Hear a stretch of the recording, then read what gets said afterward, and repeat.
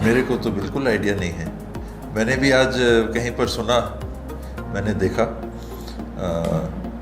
जो वीडियो चल रहा था उसमें मैंने ये भी देखा कि शैलजा जी भी खड़ी हैं और मोहन मरकाम जी भी खड़े हैं और लोग भी खड़े हैं, तो मैं समझ नहीं पाया कि क्या है।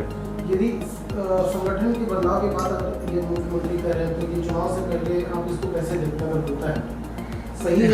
हाई कमांड के ऊपर है, हाई कमांड के ऊपर है कि चुनाव की क्या स्थिति को आंक रहे हैं और पार्टी के हित में बेस्ट क्या होगा।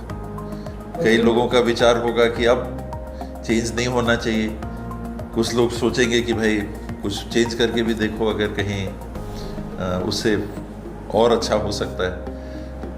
मैंने तो कुछ सीनियर मंत्रियों को ये कहते हुए देखा कि इस बार तो 75 पार वाली बात है। तो अगर स्थिति इतनी अच्छी है कि हम पिछले बार से भी ज़्यादा सीट जीत रहे हैं तो बदलाव का औचित्य फिर समझ में नहीं आता।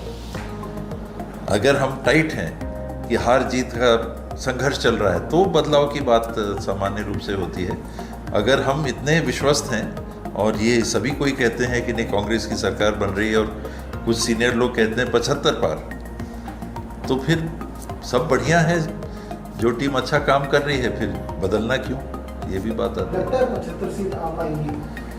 75 सीट तो बहुत बड़ा लक्ष्य है, बहुत बड़ा टारगेट है, लेकिन कुछ लोग कह रहे हैं, कुछ लोग ऐसा कह रहे हैं। में भी बदलाव की बात चल रही है। हाँ, ये सारी बातें सुनने में आ रही हैं। मेरे को इनमें से किसी की जानकारी नहीं। रसोइया संघ काफी